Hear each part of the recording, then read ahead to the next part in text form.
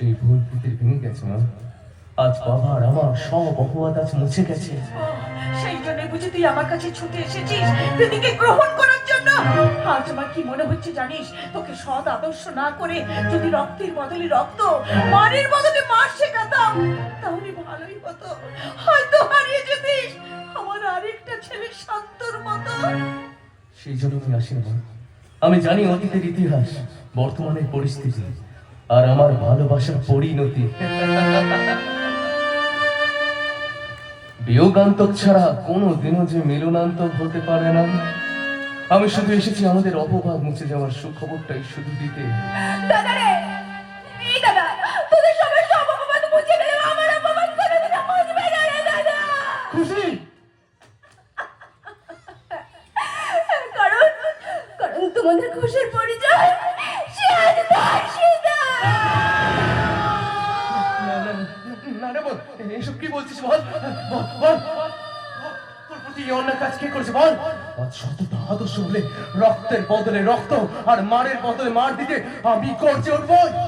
না দাদা না, তা তুমি কিচ্ছু করতে পারবে না। তোমার হাত দুটো কাঁপবে, বিবেক কাঁপবে, মা কাঁদলে ভেঙে পড়বে। এই পৃথিবী থেকে স্নেহ, মায়া, মমতা, ভালোবাসা সবকিছু শেষ হয়ে যাবে, শেষ হয়ে যাবে। তার নাম বলতে পারবো না, পারবো না।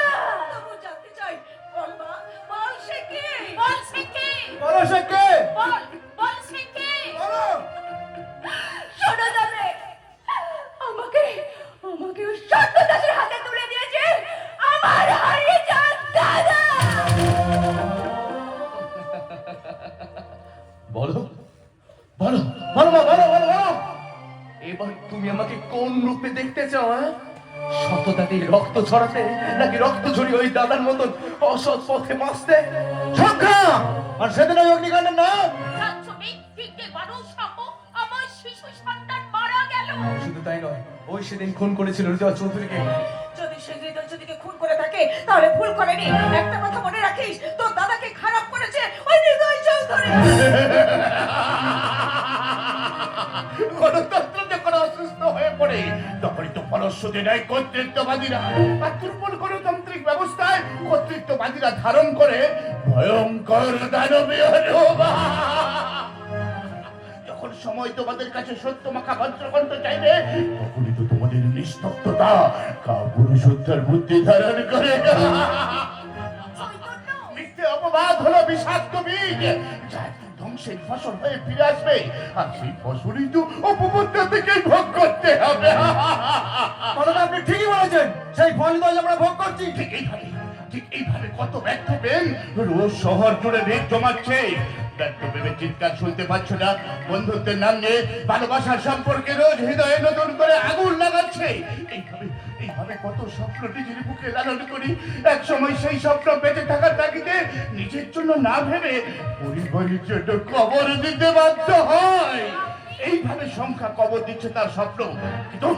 কিন্তু তারা আরো কত শত শত সংখ্যাকে করতে চাইছে, কত স্বপ্নকে বলি দিয়ে দিচ্ছে তাদের স্বার্থের হাড়ি কাটে। তাদের বিরুদ্ধে রুখে না দাঁড়ালে আরো কত স্বপ্ন হারিয়ে যাবে, তো ভবিষ্যতে ধসে পড়বে দেশের স্বাধীনতা।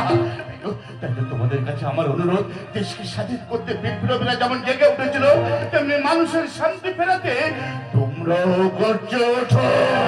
ঠিকই বলেছেন, আজ আর কোনো ব্যর্থ প্রেমের কান্না নয়। দেশকে বাঁচাতে, দেশের শান্তি রক্ষার্থে আমি হয়ে উঠবো বিদ্রোহে। জ্বালাবো ওদের ধ্বংসের আগুন।